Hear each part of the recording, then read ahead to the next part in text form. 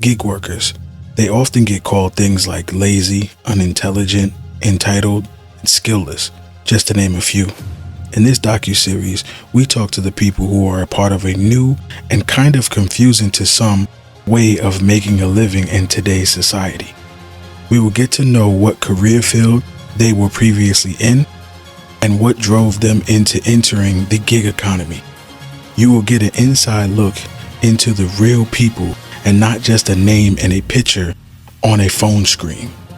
Welcome to our appealing lives. Today's episode is featuring Mico the entrepreneur. Let's hear about her experience in the gig economy. What type of work did you do before you got into gig work? Well. I have like so many categories. I had to write them down. So I worked in customer service, education, transportation, advising. I've been a production assistant for TV and film. I've been a bus operator for two cities, Chicago and Orlando. Oh, wow. So I had my CDL-B license. So I did that. And I actually, when I moved to Nashville, because it was $75 to renew. So I was like, well, I'm not using it. And then they wanted you to have your medical DOT card. So I was like, yeah, I'm not really using it. I don't want to pay to have that card. And, it's just a waste of money. So I went ahead and just got the regular license. But I've done that. Actually, with retail, I work like part-time jobs. So I work for Kohl's. I work part-time there. I work part-time at JCPenney. So I did like other stuff, education. So I'll talk about that a little bit. I've been an advisor with Strayer University. I've been a substitute teacher for two cities. So Nashville, Tennessee, and with Houston, Texas. So I've done that. And I've been an adjunct professor with Strayer University 2 years. So I've done that. Yeah. So I can teach with my MBA, I can teach business and HR. Wow. So yeah, I did that. And then I had to advise the students. And then I had a part-time job where I was working at Valencia College bookstore. So I've always been in education, but I started working at the bookstore. And that's where I met a young lady named April Montalani. She's married now, but I met her and we started talking and we became, really good friends. And this is her. That's right. Promote it. That's right. It's a female led,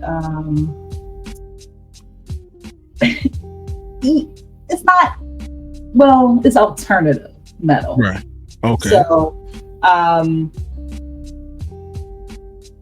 I was her advisor for the group for a little bit. So I would do like, try to get them interviews. I would do like their social media, try to get the other bands together for like invitations, stuff like that. So I did like the little stuff. Right. But, it's interesting because you'd be surprised who you meet on your journey. Like I was there at the bookstore working with her, and for her to be a local celebrity. No, I'm serious. Like people be like, oh, well, I'm local. I'm not, this or that. She has this is her band, right? It's female-led band, and you can go and like look at her music and listen to it, and it's like, wow. Like I work with this person, I see this person, and then at night she's like a rock star. Right. So then I've done promotions. So I worked for different companies. When I was in Chicago, I did promotions, and I've been maybe a manager twice on two promotions. I kind of stay away from that because I just didn't want the responsibility. So I said, yeah, I'll just be the regular promotion assistant. So just I don't care about title and all that stuff. Um, but yeah, I was on a lot of food promotions. I like giving away samples. So samples Mm. of coffee. If there was like a hot dog, I did one promotion for Oscar Mayer.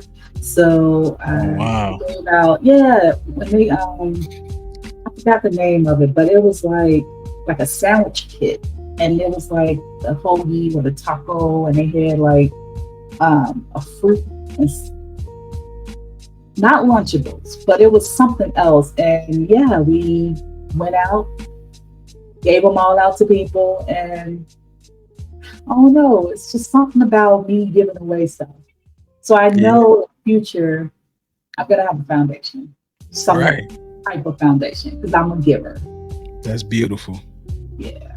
So um, with the restaurants, I started out at Wendy's. So I did that part time. I worked at Wendy's. I didn't have like a million jobs. Did a little bit of everything, huh? Just doing everything. Call centers. I worked for T-Mobile. I think what I liked the best, what brought out more of my personality, was being a production assistant for TV and film. Right. So I don't have all my credits, but as you know, I'm on IMDb, Internet Hmm. Movie Database, but I go by Michelle Renee on there.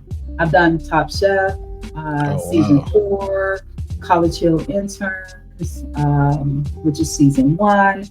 You remember I Love New York? Yeah.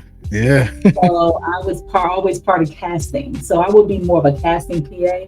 So I've Okay. done casting for that season 2, The Bachelor season 11, American Whoa. Answer 2, season 2, Monique Speck Chance. You remember that when she had that? Yeah, I Yeah, remember that. season 3.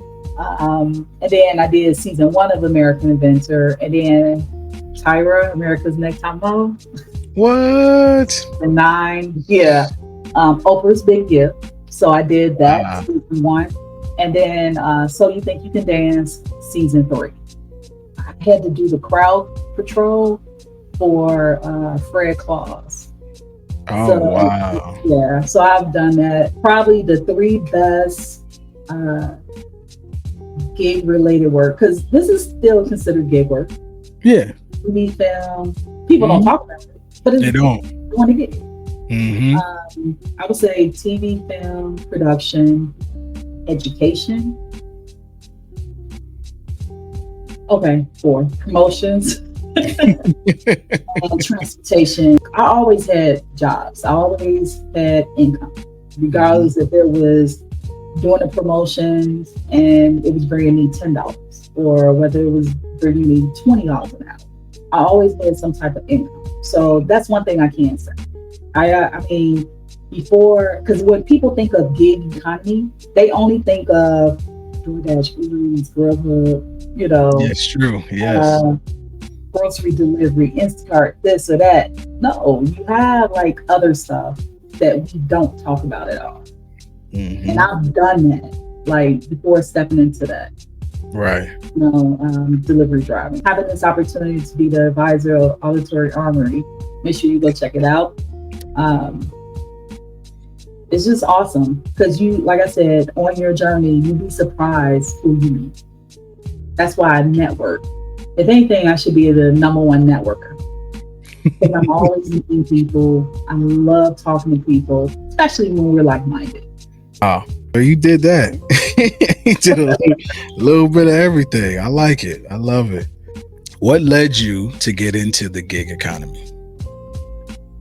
What led me to get into the gig economy? Hmm. I would probably have to say I started out as a pizza delivery driver. I was doing that, and then doorstep delivery. So, um, like I said, I was actually, I don't know where I saw the ad in the paper. I don't know if it was in the paper or where it was, but doorstep delivery was it was a new startup. And that's what I love about new startups too, because you never know how it's going to grow. You know, Yeah. Yeah.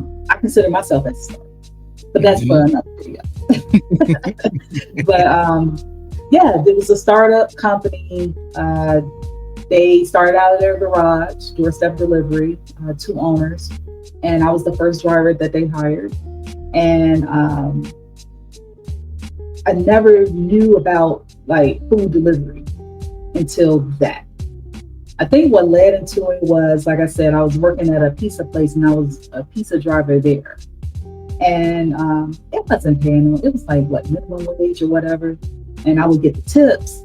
Um, what I didn't like about that job, and I'm not saying I would never do it again, at that, maybe because it was a local, you know, it wasn't like Papa John's or anything like that. It was like a local Orlando pizza grill, whatever you want to call it. I had, anytime I had like a big, large order that I had to drop off, I had to share my tips with everybody.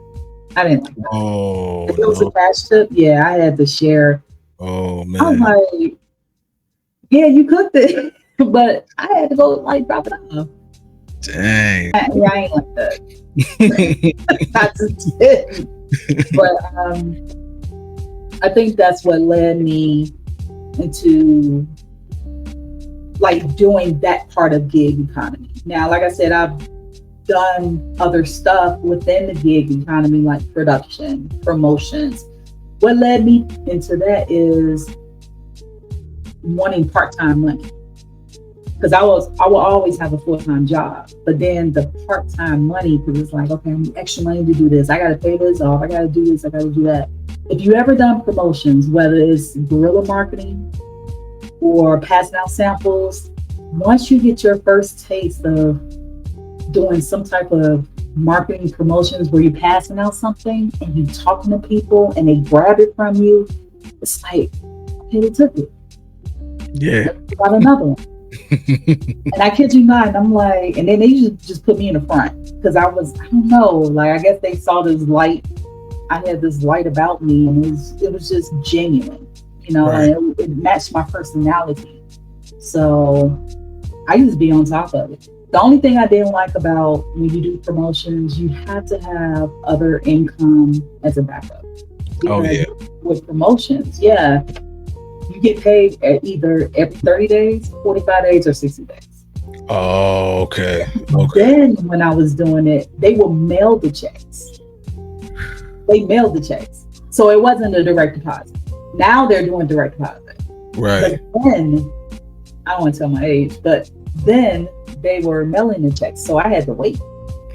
And it had to be Sheesh. clear 2 weeks and all this other stuff. So yeah, I didn't like that. People talk about the gig economy. You know, you have some people who are negative towards it. And I don't know why. I mean, it's a gig. It's not a full-time job or a part-time job. It's a gig, it's whatever you make it, but it's income. And I Right. think until someone actually does some sort of gig, offer, job, whatever you want to call it, Hmm. then it'll kind of like change their mindset. It'll change their mind. They wouldn't be so negative.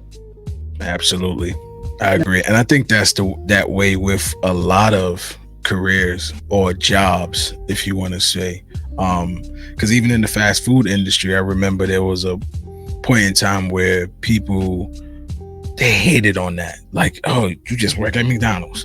Oh, you just, you just work this. Like, but until you go and do it, you Mm. don't understand it. You know what I'm saying? It's work. It's work. I don't care what fast food joint you work for. I don't care if you work for Walmart. I don't care if you worked in any type of retail or fast food. It's work. You know what I'm saying? And I just wish more people will understand that, because I think the world would be a better place if we just understood that there's levels to life. And I don't mean levels like financially, but I mean like everybody has their place, right? Everything makes the world flow. And as much as people want to discredit somebody who may work in fast food or who may work at Walmart or any type of retail, how would you get your goods without them?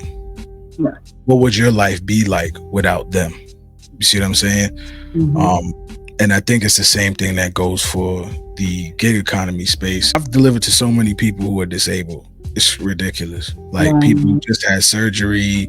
Mm-hmm. I had a guy who had open heart surgery. He came out with like tubes all connected to him, and he was talking all week. And he was like, "Thank you so much for bringing my groceries," you know.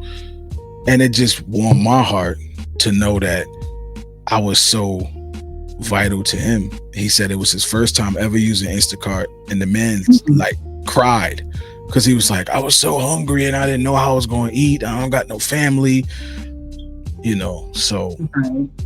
people don't really realize how important it is, and I thank you for showing a human behind that screen. That because to most people we're just on a phone screen. Oh, We're and not I'm a educated too. very, very that part. I have a bachelor's degree in psychology, bachelor's of arts, and I have an MBA There you from go. Keller. There And you go. I don't know. I think we all have like we think we're on this journey, Hmm. to go this way, but it sometimes takes you this way or this way. Hmm. Hmm. The people who are watching this right now, if you're on a path of or been doing gig work and it's something you like to do, keep doing it. Don't worry about what other people say. They always gonna have something negative to say.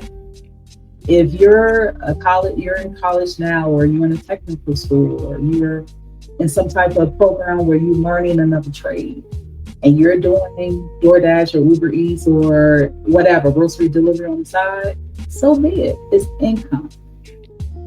Don't let people dictate or tell you what you should do with your life. If they're not paying your bills,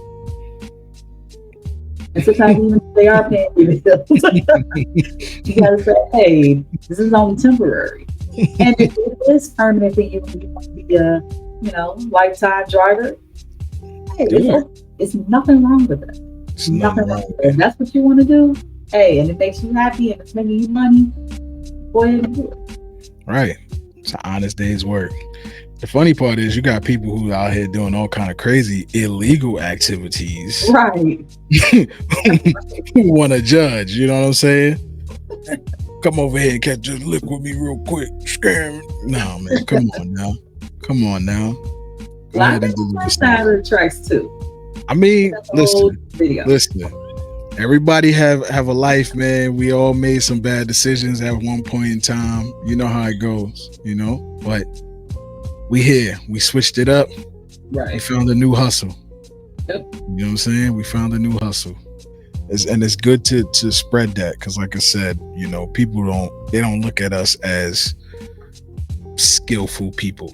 They look at us as we're just low level. We don't have much education.